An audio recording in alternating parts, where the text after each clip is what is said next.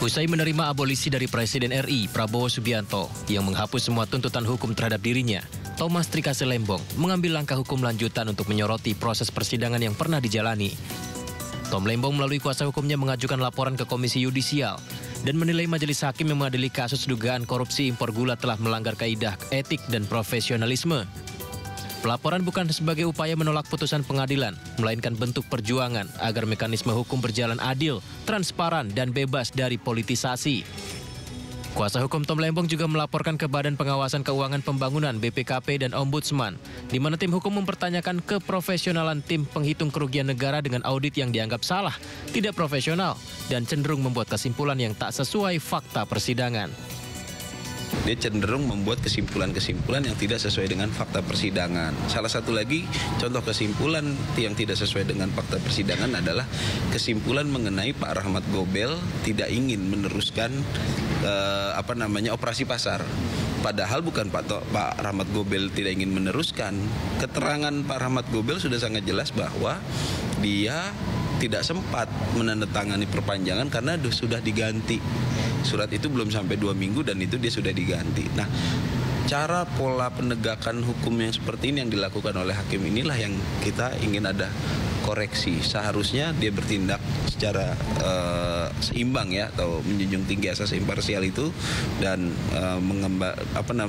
menegakkan kebenaran dan keadilan dalam proses pencarian fakta material di persidangan. Itu garis besarnya. Sebelumnya tim kuasa hukum Tom Lembong telah mendatangi gedung Mahkamah Agung Jakarta membawa pelaporan yang sama. Tom beralasan tak ingin ada warga Indonesia lain yang akan mengalami hal serupa seperti yang pernah dialaminya.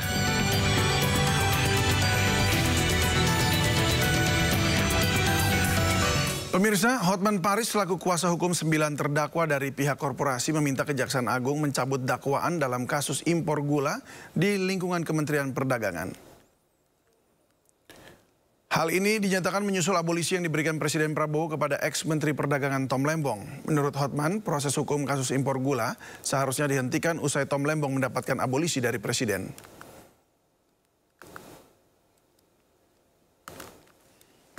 Karena di dalam Kepres tentang abolisi, Tom Lembong jelas-jelas disebutkan menghentikan semua proses hukum dan akibat hukumnya. Ingat itu.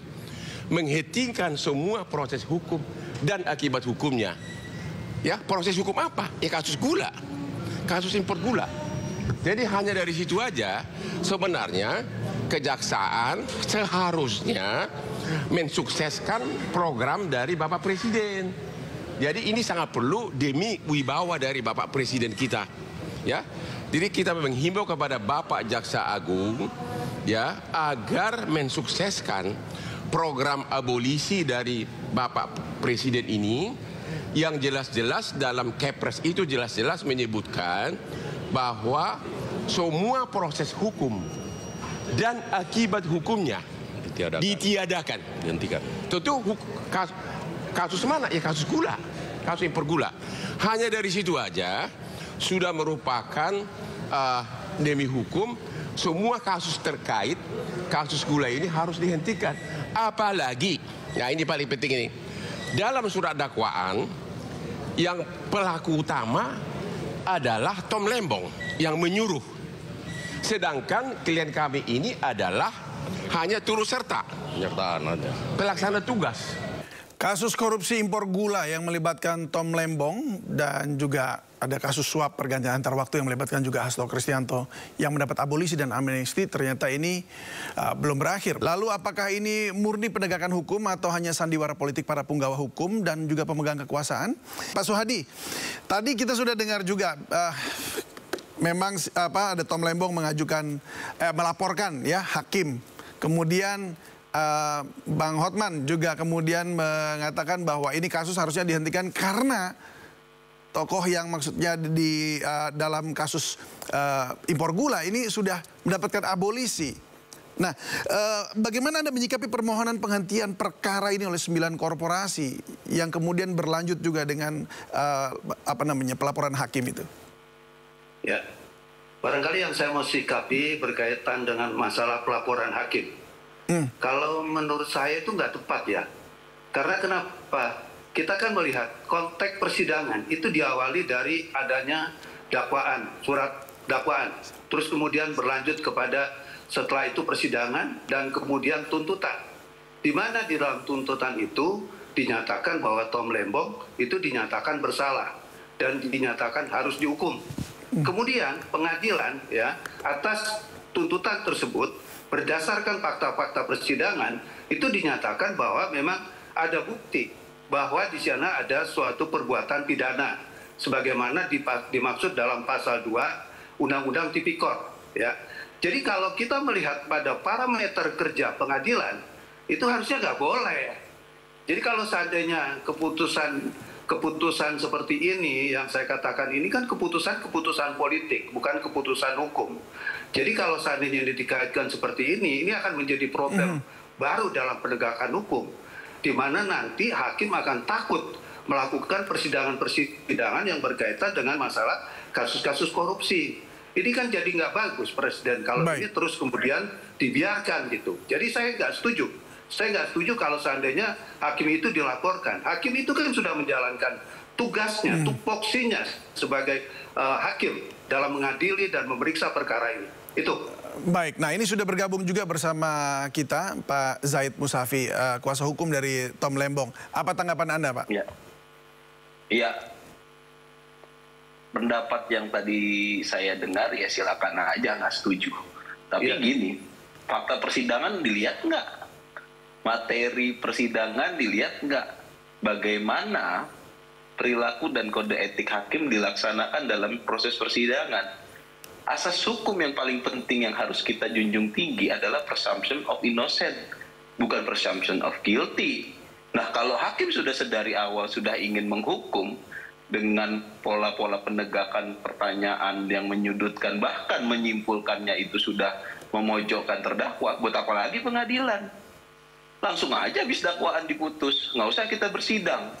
Makanya karena menurut kita ada hal-hal yang melanggar, itulah kita laporkan, itulah fungsinya lembaga pengawasan. Kalau kita nggak sepakat dengan pokok perkara, kami banding, itu sudah kita lakukan. Banding kami sudah diproses, gitu loh. Nah, yang ketiga terkait konteksnya abolisi, yaitu hak prerogatif presiden. Nggak usah kita komentari seperti apa, tapi ya silakan aja yang mau punya pendapat. Yang pasti secara fakta hukum ya semua yang melihat persidangan itu sudah sepakat ini memang sangat janggal, penuh keganjilan pertimbangan dan proses perjalanan persidangan Pak Tom Lembong. Bagaimana bisa orang dibilang melakukan sebuah tindak pidana tanpa mens rea?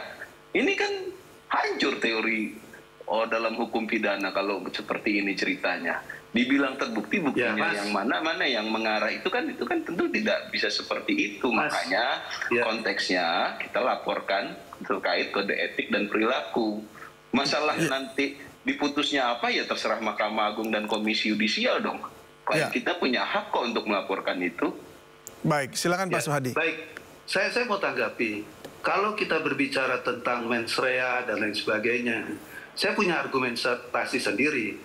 Karena saya dalam kaitan ini juga telah membuat tulisan ya bahwa mens rea yang dimaksud itu bukan dalam konteks meniadakan kasus pidana. Kalau kita melihat undang-undang tentang administrasi pemerintahan itu di dalam pasal 16, pasal 20 itu jelas kok tidak boleh merugikan keuangan negara. Nah ternyata berdasarkan hitungan, saya nggak melihat parameter yang mana yang digunakan. Itu ada indikasi kerugian negara. Pak Zaid tadi mau menyampaikan sesuatu. Iya, udah boleh gantian belum? Iya, silakan. Oke, gini, orang tahu rugi atau enggak, apa parameternya? Audit kan? Betul. Auditnya aja nggak dipakai sama hakim. Karena salah ngitungnya. Auditnya kita bongkar di pengadilan. Gitu loh.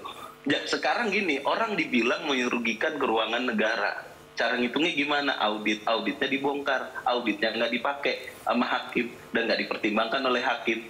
Masih mau lagi kita bicarakan menimbulkan kerugian keuangan negara. Mari kita bicara yang fair. Ini bukan soal menang-menangan, ini bukan cuma semata soal pasal. Ini soal hak, ya hak warga negara untuk dia mendapatkan persidangan yang adil.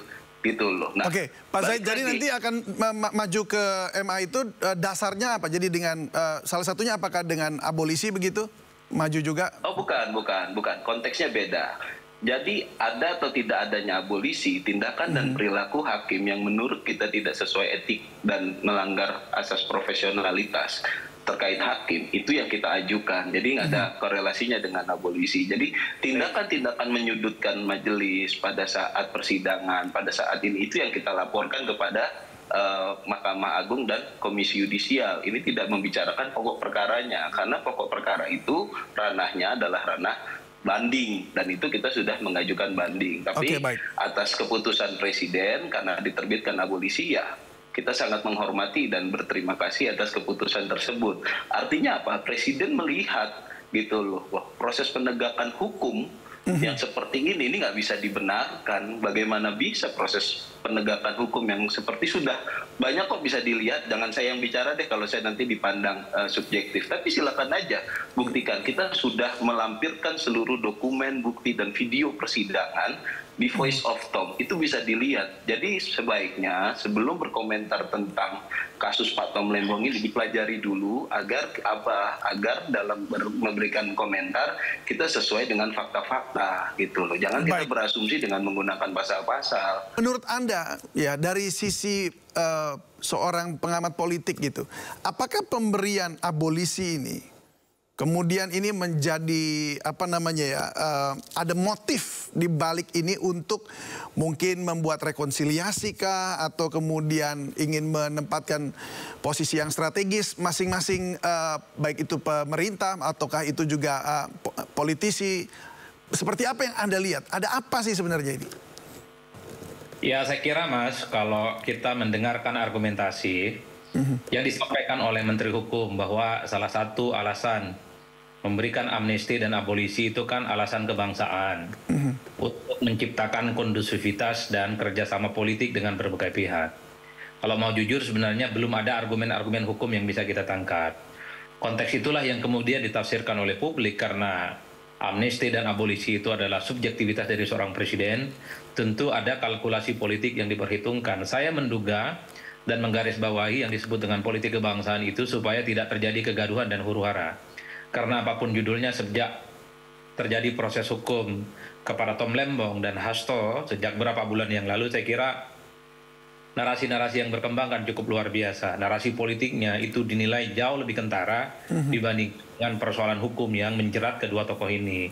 Itulah yang kemudian menjadikan pemerintah juga sering dikritik, pemerintah juga dianggap abai, pemerintah tidak hadir di saat rakyatnya sedang mencari keadilan. Dilalahnya muncul kemudian apa yang disebut dengan amnesti dan gerasi. Wajar kalau kemudian sebenarnya argumentasi yang ditangkap adalah soal bagaimana untuk menghentikan kegaduhan ini. Nah, yang kedua, keinginan untuk menciptakan harmoni politik itu kan adalah satu rumus yang diyakini bahwa untuk menjadikan Indonesia itu kuat dan hebat, salah satu standar dasarnya adalah tak ada gonjang-ganjing, tak ada huru-hara, dan tidak ada gejolak politik.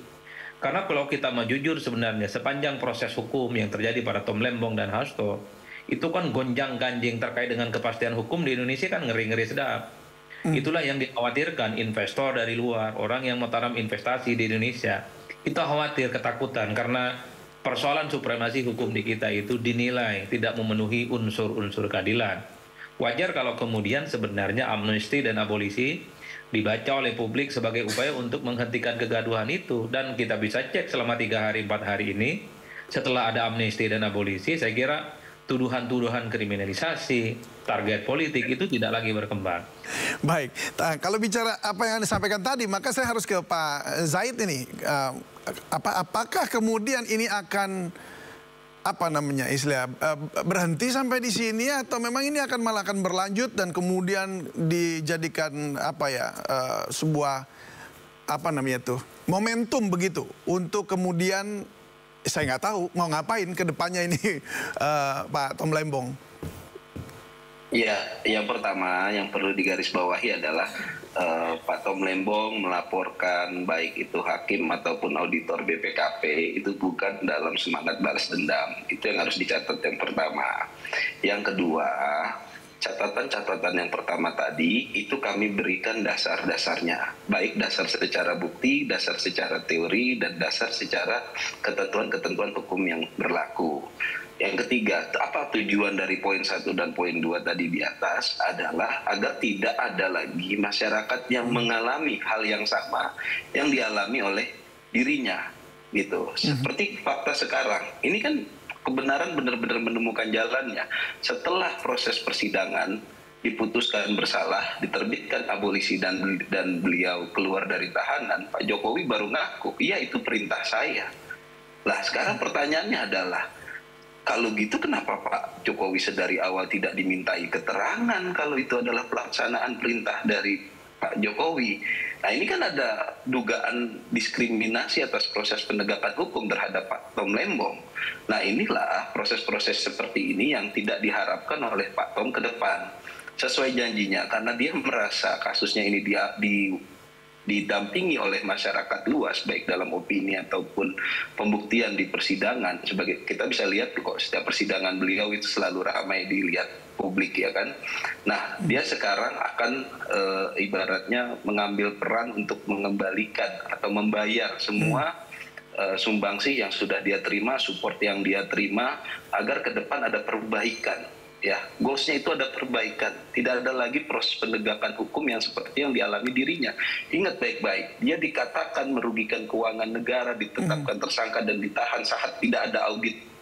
Dari 29 Oktober 2024, ya, audit baru ada 25 Februari 2025. Bagaimana bisa dikatakan itu ada kerugian keuangan negara, auditnya tidak ada? Saya ke Pak Suhadi. Pak Suhadi, jadi kalau ini kelihatannya jadi akhirnya juga abolisi ini kemudian dipakai oleh Bang Hotman dan 9 korporasi juga untuk memohon kepada Kejaksaan Agung untuk mendrop kasus ini begitu.